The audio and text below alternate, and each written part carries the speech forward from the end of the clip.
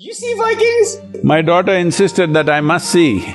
There might be a risk that governments will see this as a potential cop-out to deal with the carbon emissions. Sadhguru, this initiative that I've been looking at what you're doing is really incredible. What has blown my mind about what you're doing, it's something I had never even heard of before. This Save Soil movement can not only be an ecological movement, but also it's a way of creating a more inclusive humanity. It's time from lab we once again come back to the land, because it's on the land that life happens. Wow. Wow. You've blown my mind yet again. The highest number of suicides in America, of all the professions, it is the farmers. That is devastating.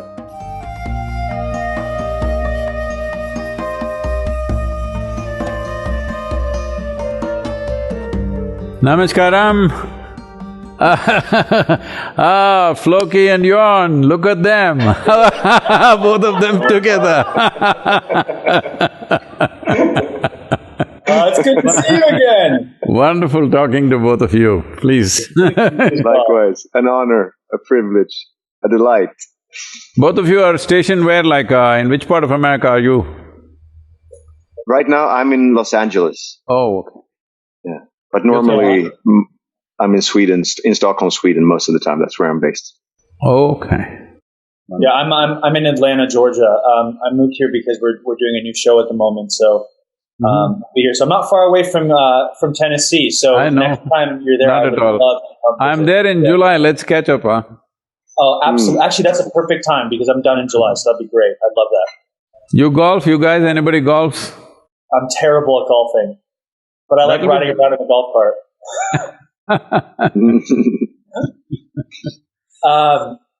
This Sadhguru, this initiative that I've been looking at what you're doing is really incredible. I'm so happy you finally get to meet one of my best friends, Gustaf, because he is I would say even more passionate about this than I am. Simply, and I'm very passionate about the environment. It's just that he's just taken the initiative to really educate himself on everything he's doing.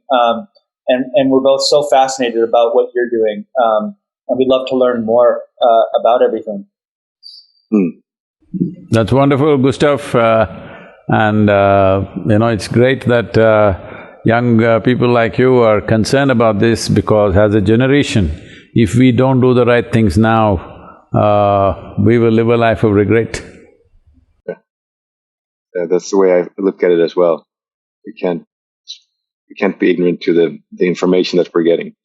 What has blown my mind about what you're doing, just to because I want to share this with as many people as we can. Something I had never even heard of before, which was soil being an issue. That's something I think that's not talked about at all, and I would love to know in what ways we can help spread the word and how people can take the initiative to support this.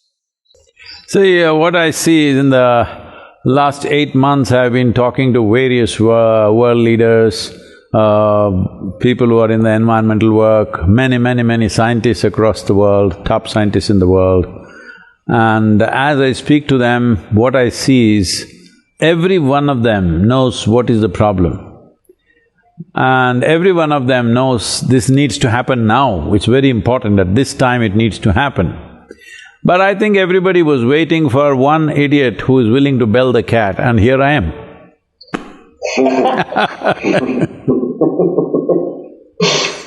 Yeah, we appreciate that, Sadhguru.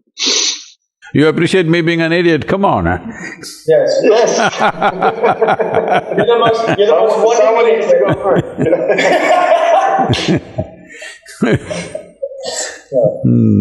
No, but I join you in the idiocy. Definitely. So somewhere in Europe, maybe on the ride you can catch up with me.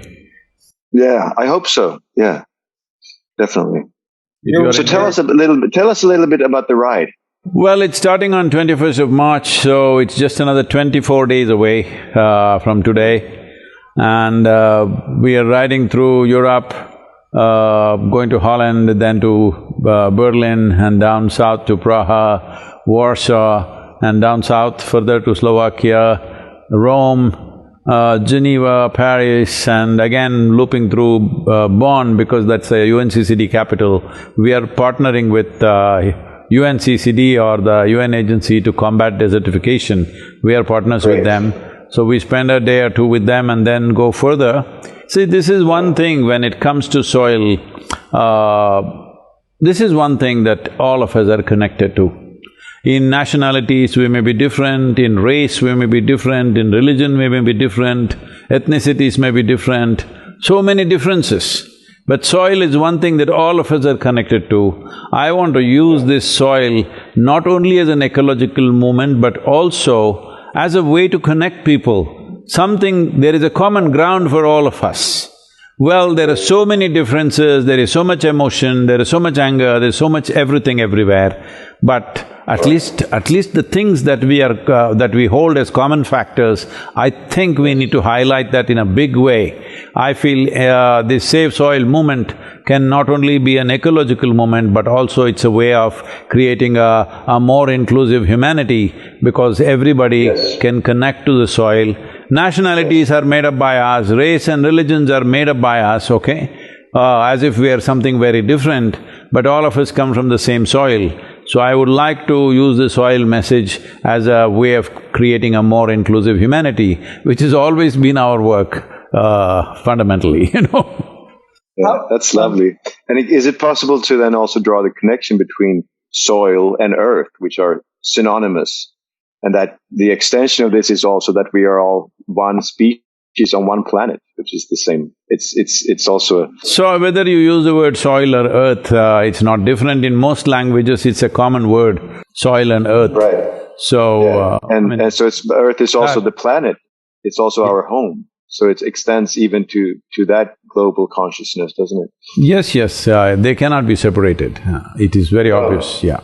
Sadhguru, for those who aren't as aware of soil's connection to climate change, or what they can be doing to further educate themselves on this, or to help in any way, could you speak a bit to that? Yes, see, everybody's talking about climate change. That narrative has picked up. It's a very good thing that's happened in the last 10-15 years' time. But one needs to understand a healthy soil is one of the best carbon sinks in the world. It is the best, actually. It is even better than the ocean if you take in terms of square feet or square meters. Because the ocean has 2/3 of the surface, ocean is a bigger sink. But in terms of square footage, if you take a piece of ocean and a piece of land, the land or the soil is a much better carbon sink than even ocean surface.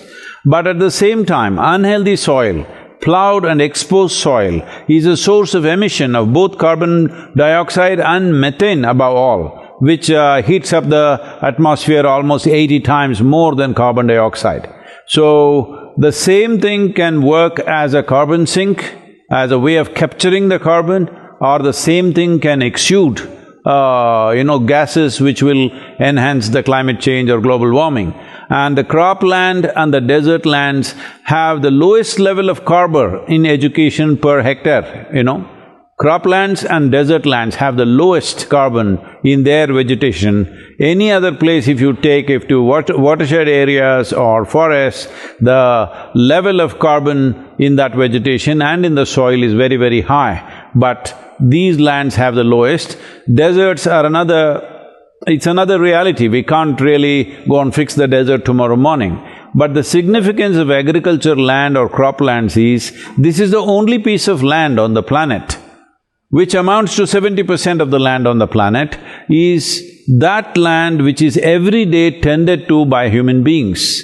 The land that we are tending to, if you cannot transform, how are you going to go and transform the desert or the ocean or even the rainforest? How are you going to do anything about it? This is a land where every day there's a human hand on it. This is the land we should first turn it around. And it's possible to do it if we take the necessary steps, if you institute this in the policy of every nation. In 8 to 12 years, a massive reversal of what is happening right now can be done. Wow. What are some of those steps that would have to be implemented? See, we've produced a soil document, a common document for the world and also for every nation, based on its latitudinal positions, regions where they are, and the soil types that exist. We have identified 14 types of basic types of soil, and also the economic conditions of the region, and of course the agricultural traditions, because you cannot change agricultural traditions overnight. You will have to work with that. So considering all this, we have made a policy document for every nation, or in some cases for every region. Right now, all the Caribbean nations are signing up with us we are signing MOUs with them with the soil policy document, how to implement.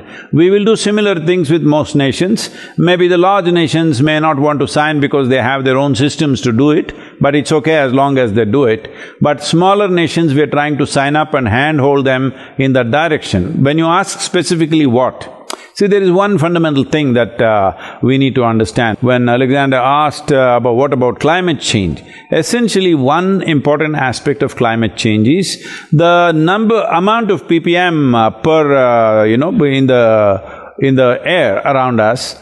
On an average, if it's 350, it is considered normal, but today we've reached 410. This 410 means 60 ppm extra.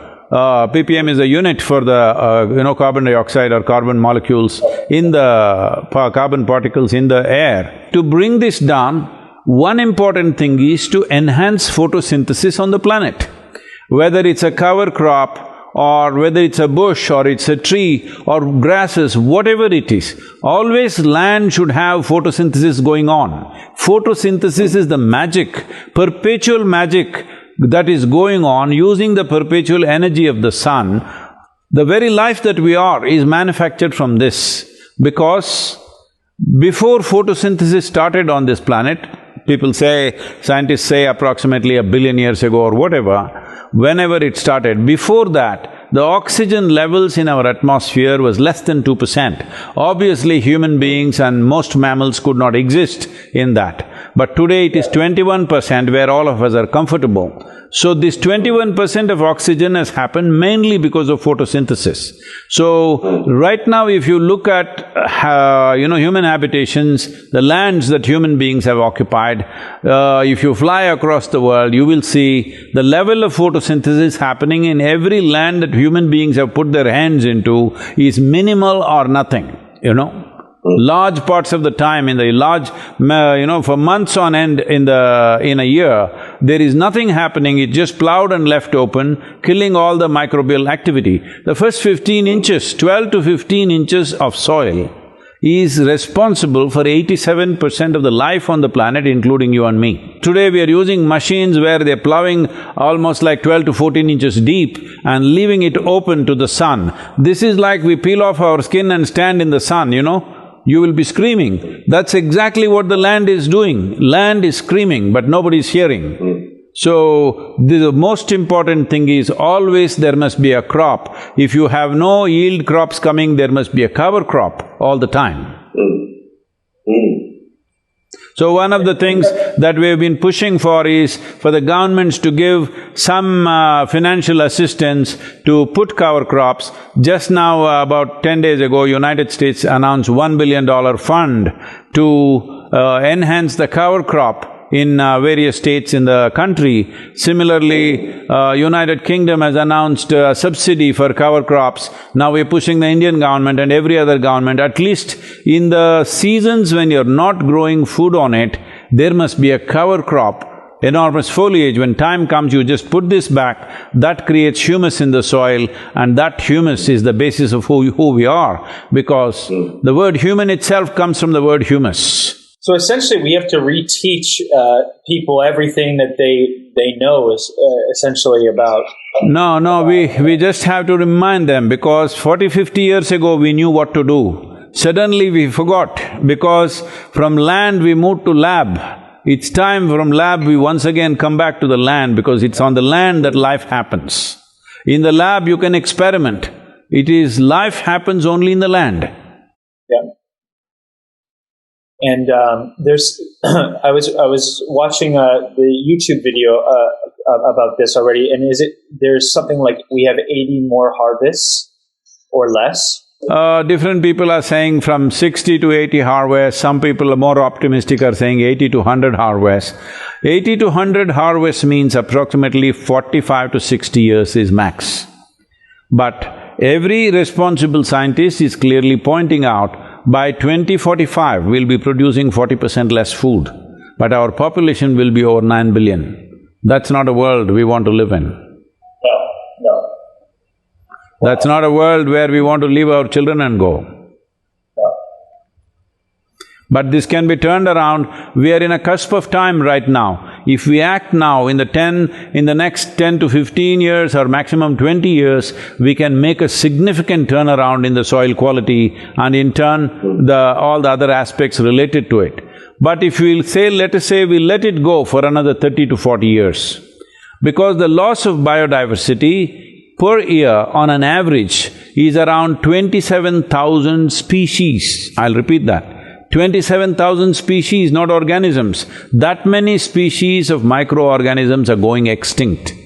So if you let this roll for another 30 to 40 years, we will come to a place where if we do everything possible to turn it around, it will take 150 to 200 years. That's a disaster.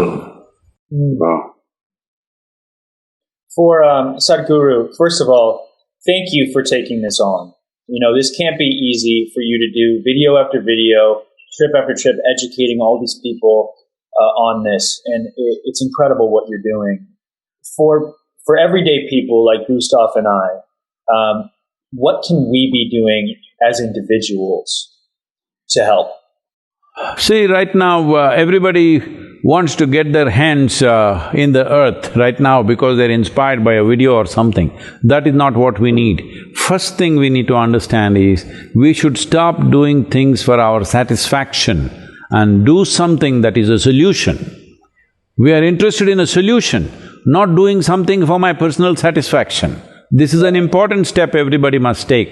So if we want a solution, it has to be enshrined in the policy of every nation.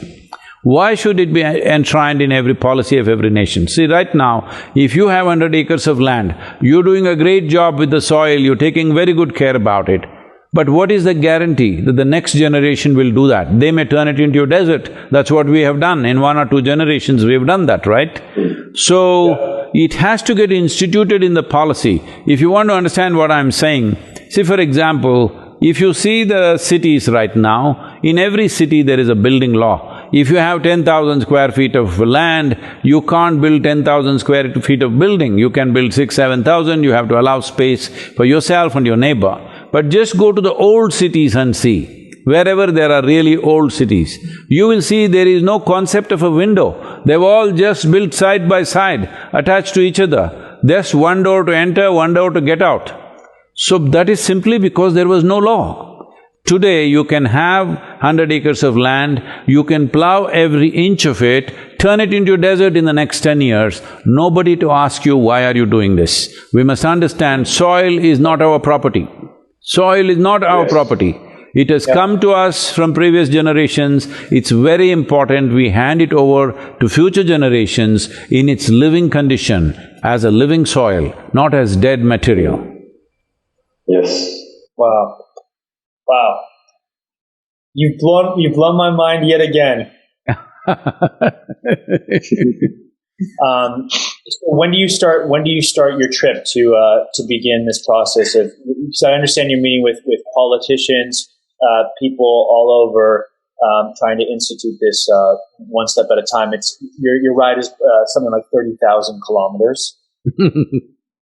So right now I'm coming to United States on 5th of March, I'm sorry, and I have some media interactions and stuff. I finished that, then I'm in Caribbean region for about 4 days, and then by 15th I'm in London. There are many events till 20th. 21st I start to ride from London. So then we go to Holland and from there Germany, and that whole trip, as I said earlier. But on the way, I'm taking a 2-day break and going to Ivory Coast, because it is the UNCCD's COP15. 170 countries' representatives will be there. So I will be addressing them and also handing over these soil policy document to each nation, and we have written separate sections for every nation. For every nation we have made a separate book. So we will be giving it to those nations or whoever the representatives of those nations, and from then again I fly back to Riyadh, and from there I ride down to UAE, Muscat, and from Muscat I'm taking a boat with my motorcycle, and a 2.5 day trip to Indian coast. From there I'm riding for another 25 days. That sounds incredibly relaxing. I'm 65, I hope I survive.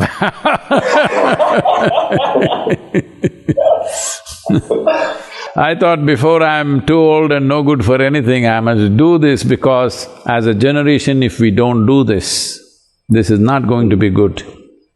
I'm not a doomsayer, but I'm saying we are in a situation where if we act now, we can turn this around. This is our challenge, this is our responsibility, and this is also our privilege, that we have the opportunity to turn around such a massive irregularity that we have created in the carbon chain. See, when you utter the word carbon today, a whole lot of people who are just reading textbooks, if you say carbon, they think it's some kind of poison, because they think carbon monoxide, carbon dioxide, whatever. But we are all carbon life, we are all carbon life. Every life that you see, whether it's a worm, insect, bird, animal, tree, you and me, we are all carbon life. Carbon is life. So this is a carbon chain that is going on. If you break one link of the chain will fall apart.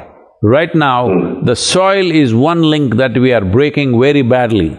If you break this, the life chain that is going on right now could be broken or at least seriously damaged. So what about our dependence on fossil fuels?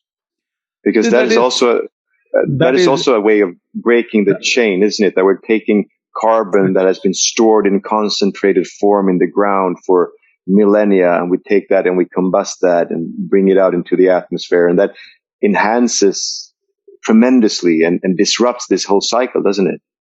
It definitely does. Not that it is not there, it is very much there. But right now, the way we have structured the world, we can't stop that tomorrow morning, all right? It will take time. People can talk as much as they want. It may take another 30 to 50 years before we make a significant turnaround in that area. But the nature of the soil is such that if we are willing, if all of us are determined, if the governments make the policies, in the next anywhere between 6 to 12 years, we can make a significant turnaround. And soil accounts for 40% of the climate change. It's really fascinating to me, I think, when I start thinking about, initiatives like this. And, one thing I've always loved about you, Sadhguru, is you're very optimistic but solution-based. And I think that, because you're not a doomsayer, but I also think that it's important for people to realize the importance of educating themselves and the responsibility they have to do that. Because just because we say that we can turn it around in 16 years doesn't mean that it will be if we do nothing about it.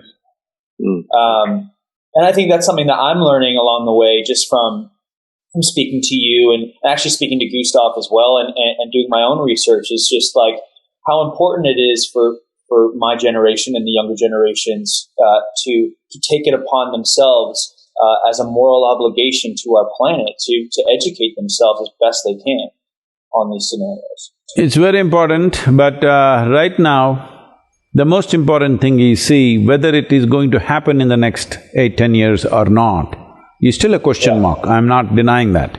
But if it gets instituted in the policy now, see, as a part of this, what we have done is, we have written to all the heads of state, the letters are in the process of being delivered, and we have written to 730 political parties on the planet.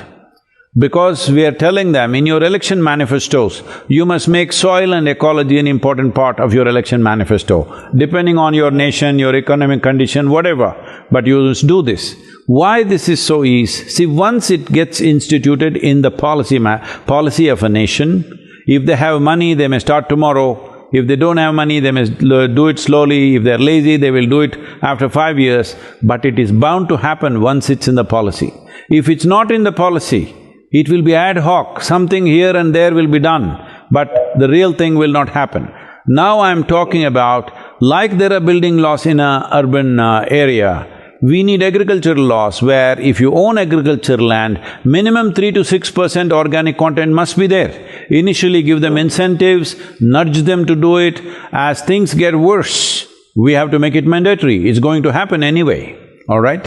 When things get bad, when food production gets hit, it will happen. But the reverse that can happen is, as already some of the agencies, UN agencies are speaking about, is to bridge the food shortages that will inevitably come after 2030. They're talking about making GMO crops the only way to do cropping in most of the countries, because they want to bridge that food crisis. When there is no food, eat some damn food. That is the philosophy. I agree with them, when there is no food, you have to eat something, that's fine. But that bridge will last only for 20 to 25 years. After that, when we crash, that will be a real crash, that will be a very bad crash. So the more sensible thing will be to enrich the soil. We are not advocating any particular kind of farming. It is for the farmer to decide what kind of farming he wants to do. But we are just asking, keep the soil alive for yourself and future generations. For this you need 3 to 6% organic content. Only then the soil will stay alive, otherwise soil will become sand. Can I ask you, Sadhguru, do you think most farmers, just out of curiosity, do you think, or at least from the people you've spoken to, do you think they know that, or do you think, and are ignoring it, or do you think that they're not even aware that soil needs 3 to 6% organic content in it? I have lived on the farms in India.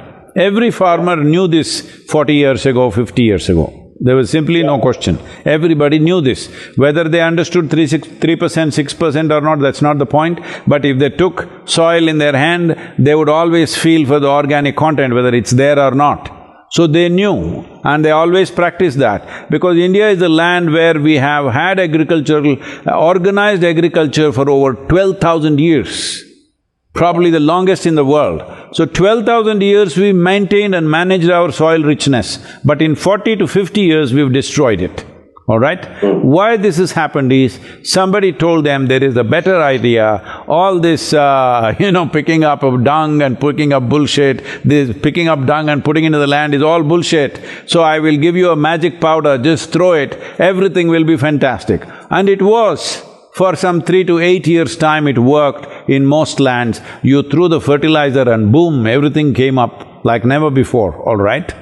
So, now they are paying the price after 15, 20, 25 years of fertilizer usage, and now the costs are simply going up to such a point that over 300,000 farmers in India have committed suicide in the last 20 years.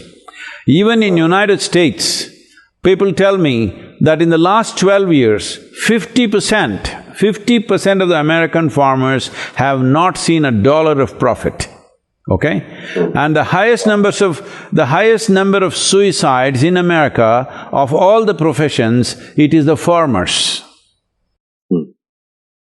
That is devastating. So the farmer always knew, but now he's forgotten because somebody to sell whatever they want to sell has advised him. But at the same time, I'm not against fertilizer, I'm not against pesticide, I'm not against anything. All I'm saying is, let's keep the soil as a living entity for ourselves and future generations. This is a must. But isn't some of the means in order to do that, to decrease fertilizers and pesticides? It's the other way around. If you increase organic content, the need for fertilizer and pesticide will come down by itself. So I'm saying first increase the organic content. See, right now, suppose you take away all the fertilizer from the planet. your food production in the world will go down by 50 to 60%. Take away all the pesticides and fertilizers together, then your food production will go to something like 25 to 30% of what it is right now. So let us not talk about that. You cannot remove those things right now. This is all fanciful things. You do your house garden in an organic way and you think you can do it that way. If you look at the cost of production and what's coming out of it, you will know it can't provide food for the world. We are talking about world's food produce. So do not talk about impractical things. Increase the organic content. If you increase the organic content, for example, one thing I can say for sure is, if you increase the organic content to 8 to 10% in the soil, the irrigation requirement will come down to 30% of what is right now. To 70% of the water you will save. If you raise the organic content to 12 to 15%, your irrigation requirement will come down to 10 to 15%. That means if you were using 100 liters of water, 15 liters of water will do the same job for you, because organically rich soil retains soil. If people don't understand what I'm saying, ask them to walk into a rich thick forest and just with your hands, not with any implement, with your hands, with your fingers, you just dig 3 inches, you will see it is damp. That's what a crop needs, moisture. So, organic content, when you say that, what are some examples of just organic? You can't get it from the moon or Mars. There is only 2 sources of organic content, either, plant material or animal waste. These are the only 2 ways. You either need, a lot of plant material, that like cover crops and other things that you put back into the soil, or you need trees where you can use the leaves to fertilize the soil, or you need animal waste. There is simply no other way. Right now the problem is most farms don't have either trees or animals on them, agricultural farm. They have to bring their organic material, buy somewhere and bring it. It will not work. It will simply not work that way because the costs are too high. In the southern India, I've been running this campaign for over 24, 25 years now, that I went on campaigning for farmers to plant 10% of their land as trees. 10% of land produces enough organic material for the remaining 90%, and your yield on the 90% is better than what the 100% were doing before. And the organic content is high, water tables have come up, and the nutritional value has gone up significantly. This is another important part. Right now, see, most countries have put their COVID, deaths down. But in US still you're hitting about nearly 2,000 number per day, which is a disastrous number. Well, people can ascribe it to many things. One fundamental thing is, any rudimentary doctor, I'm not saying some virology expert or something, and a simple doctor, basic education doctor can clearly tell you, if you don't have enough vitamin A, vitamin B, B6, B12, C, E, and folate and iron and these things in your body, you become susceptible to respiratory infections. This is commonly known. Upper respiratory infections and lack of micronutrients are very directly connected. In United States in 1920, let's say a vegetable, for example, today everybody is going for salads believing they're eating something healthy, all right? At least in California and other places. I don't think these Atlanta people are still eating salads. I'm just joking, okay? So, for example, lettuce is one of the, important part of any salad anywhere these days, at least in the Western countries. What lettuce was offering you as nourishment in 1920, what it is offering to you now is only 10% of what it was in 1920, 10%. Wow. 90% nourishment is lost. If you ate 1 orange in 1920, in 2022 you have to eat 8 oranges to get the same stuff.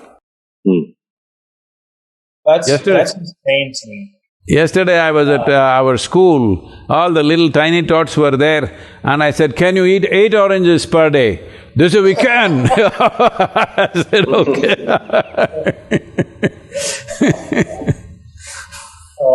They're not giving it to us, we can eat 8 oranges per day, they're saying. That's wild. I've been reading a few books about the nutrition content in food nowadays compared to how it was, and it is just truly staggering. But Sadhguru, I know you are so busy, and I can't thank you enough for your time, and it's always such a pleasure to see you. Thank you, and yourself and all the others of your tribe. I'm not talking about the Vikings, I'm talking about all the actors. The humans. You know, people… Well, the boss of my tribe, my wife, is in the room over, so she says hello as well. So make sure from March 21st for 100 days, the whole world should talk about soil. This is what is important. It's not about supporting me, they don't have to support me.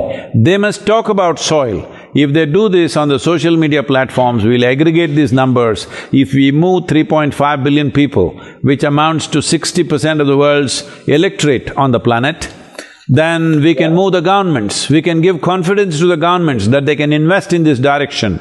Right now the problem is people have not spoken. It's time the people speak. March 21st. Yes. For that month. For 100 days from there. 100 days from there, okay. Yes. For 100 days from there. When I'm on the road for 100 days, every day say something about soil. Yes, sir. Can I just raise one concern, if I may? Yes. Do you feel like there might be a risk that governments will see this as a potential cop-out to deal with the carbon emissions? See, this is a concern that most activists have, and that is one reason why they've never brought soil into the picture. I was talking to environment ministers who have attended the COP26 in Glasgow, and they said, Sadhguru, what is the matter? We were there for one whole week, we did not hear the word soil. See, because you want to fix one industry, you leave a huge gap. In what way will enhancing the soil organic content will make oil companies, automobile companies escape that? Because that momentum has already happened. Most governments are committed, it's only a question of speed, all right? All governments in the world are already committed to changing or reducing their fossil fuel consumption in a big way. Everybody is committed to timelines. It is only a question of speed. But they're not acting on those timelines, though. No, and during the pandemic, they gave $370 billion in economical support to the fossil fuel industry. That is true, Gustaf, that is true, but you need to understand the economic conditions of different nations. Because they can't just turn around like that, it's not possible for them to do it. So, there are many challenges, but everybody largely is committed to the direction of going free of fossil fuels in a certain amount of time. Speed is a question. What you're talking about is speed. So that speed, we must keep the pressure on them for speed, that we need not relax. Just because we enhance the organic content in the soil, we need not relax that. And the beautiful thing about soil is enhancing the carbon, organic carbon in the soil is, one thing is it's not against anybody, nobody will resist this. It's for everybody, and its costs are very, very low. It is just a commitment that is needed. Yeah. But shifting from fossil fuel to something else, one thing is it's a question of technology. People are not sharing technology. They're advising everybody, but they're not sharing technology. They're advising everybody, they're not willing to compensate nations which are not able to do it in their period of time. They're not able to look at the per capita consumption of a given nation. We're talking standards which are not all right, okay? So naturally some nations will resist, but every nation right now is committed to move in the direction. We must continuously inspire them, encourage them, support them, buttress them to see that they're able to fulfill that in a reasonable amount of time, not stretching it endlessly. But see now, a war breaks out, all right? We could have easily avoided this, I don't want to get into the politics of it, but I'm saying a war breaks out just after the pandemic, when nations are just beginning to recover, just beginning to have a reasonable, normal life, a war breaks out. Well, if all the wise men who are ruling the world got together, we could avoid this, right? very easily. We're talking about fossil fuels. What do you fight a war with? With air, is it? With sunlight, are we fighting a war with sunlight? No, gas, oil, No. fossil Yes, fuel. endless amount of that stuff, and worse kind of poisons we are throwing all over the place. So, I'm saying… I'm not saying that carbon fuels is not an issue, it's a serious issue. It's a significant issue. We should not let up on that, but that's not connected to this, because this doesn't cost money. This is not against any industry or any lobby, this is for everybody. This we must do because this is the easier piece to do, and it accounts to 36 to 40% of the problem. Right. Yeah, thank you. Sadhguru, Thank you. we are going to spread the word, and again, we're so grateful for you. This is not my planet, this is our planet, let's make it happen, huh? Absolutely. Yeah, that's it. Absolutely. That's it. For sure. I would definitely want to… And get your… get your Viking tribe going, huh?